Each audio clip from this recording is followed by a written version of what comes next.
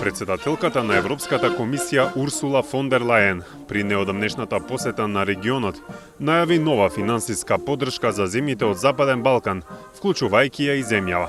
And indeed we've proposed a 6 billion package for our Western Balkan partners. So it's reform and investment. Но не само овие, туку и парите од ИПА, Европската унија не ги дава во куфери, туку за проекти и програми. А за да се прават проекти и програми, потребна е специјално обучена администрација. Земјава произведува такви луѓе, но ги плаќа како сите други службеници. Заради тие плати, луѓето од ИПА структурата ги напуштаа нивните работни места и заминаа во приватен сектор.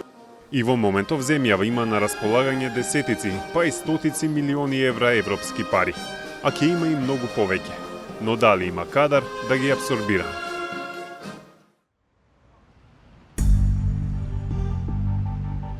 Уште со добивањето на кандидатски статус во 2005 година, Македонија, заедно со Хрватска и Турција, доби пристап до Европскиот инструмент за предпристапна помош, или скратено ИПА. И покрај блокадите и застоите во процесот во изминативе деценија и пол, финансиската поддршка од Европската унија не запре. Напротив, се надгради и со нови и поголеми фондови.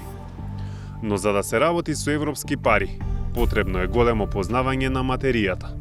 Брисел дава пари за конкретни проекти, а има и јасни правила и процедури како се аплицира, кога и како се подпишува договор, кога се даваат парите и најважно, кога и како се проверува дали парите се потрошени согласно одобрениот проект.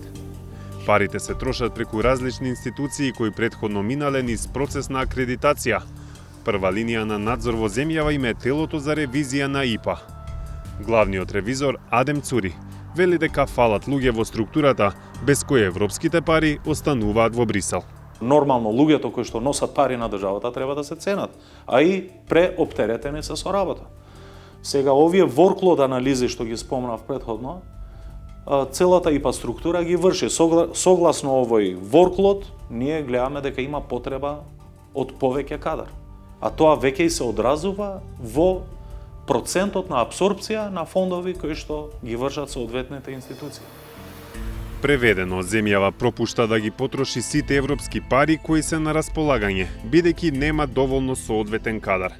Не дека досега не се обучени доволно луѓе, туку многумина си заминуваат бидејќи нивните плати се исти како и во другиот дел од администрацијата. Адем Цури вели дека и покрај сите проблеми со кои се соочуваат, годинава по нивно инсистирање за одредени покачување на платите на овие административци, државата направила позитивен исчекор кон решавање на овој проблем. За целата ИПА структура, ова политика на задржување на кадар некаде би коштало 1 милион евра годишно, а истата таа структура и носи на државата 100 милиони годишно.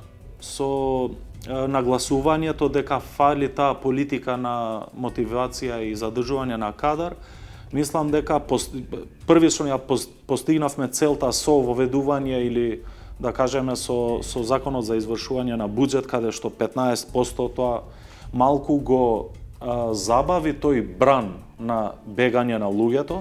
Но тоа зголемување е привремено. За да биде трајно, треба да се направат измени во законите за администрацијата, кои се во изработка веќе со години.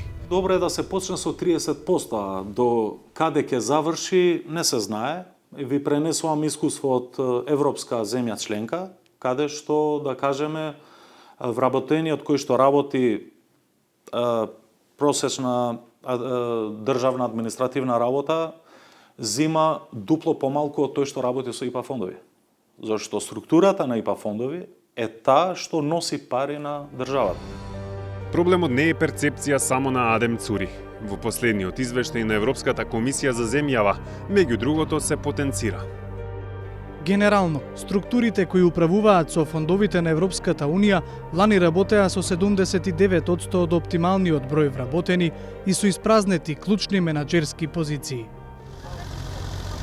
Агенцијата за финансиска поддршка на земјоделството и руралниот развој е институцијата задолжена за спроведување на ИПАРД програмата, односно за менаџирање на европските пари за земјоделство и рурален развој. Тоа е една од институциите со подобра екипираност од просекот во земјава. Во ИПАР 2 фазата на располагање им беа ставени 60 милиони евра европски пари. Тие успеа да склучат договори за проекти со домашни земјоделци и фирми во висина од 95% од парите кои Брисел ги стави на располагање за таа намена. Независно од тоа, директорот Никица Бачовски порачува дека инвестицијата во кадар е од огромна важност, бидејќи само така може да се искористат сите расположливи средства. Оно што е навистина важно во овакви институции, особено каде што имаме кадри кои што имаат долгогодишно искуство, 10-15 години во имплементација на ИПАР, е задржување на веќе постоечкиот административен капацитет, кој што во последно време станува ужасно тешко, со оглед на тоа дека реалниот сектор, односно приватниот сектор, станува се поатрактивен со примањата кои што луѓето би можеле да ги добијат таму, и токму во тој правец се и иницијативите кои што се прават. Например, им требаат архитекти, градежни и машински инженери кои на терен прават проверки, дали проектите се спроведуваат на начинот на кој е предвидено во договорот. Вработените во оваа агенција се квалификувани како вработени по Законот за административни службеници, каде што платите кои што ги земаат во оваа агенција се истите оние кои што ги земаат и во многу други институции кои што можеби немаат таа специфичност на работата, го немаат тој обем на работата, а на крајот на денот немаат работа со имплементирање на европски фондови. Ако парите за земјоделство се пример за добро искористување на европските пари, лоши примери се трошењата на европските пари за животна средина, транспорт, правда и за внатрешни работи. За толку потребната екологија, потрошени се само 14% од расположливите средства. Министерката Шукова не крие каде лежи главниот проблем. Се соочуваме со слаби капацитети човечки, тоа е секако еден од фактите за кои што мора отворено да зборуваме и на централно, меѓутоа и на локално ниво, бидејќи кога ќе ги спроведете постапките, ќе склучите договор со изведувачи, најголемата работа потоа се спроведува на локално ниво. Значи, мора да се работи на зајакнување на капацитетите. Шукова вели дека и покрај ограничените буџети, работат на зајакнување на овој сектор. Секоја година во плановите за вработување се предвидуваат нови работни места, а тие лица би заработувале 15% повеќе со додатоци предвидени за ИПА структурите. Зголемувањето на платите во секој момент секако е добре дојден. Проблемот е колку централниот буџет може да го издржи зголемувањето на платите, бидејќи тоа влијае на дефицитот на државата. Знаете, ние, мислам, ако збориме популистички, можеме да ги зголемиме најверојатно платите и за 30, и за 40, и за 50% на администрацијата, меѓутоа тоа влијае, бидејќи имаме се уште нели пообемна администрација, тоа влијае на дефицитот на државата. Значи мора да се балансира.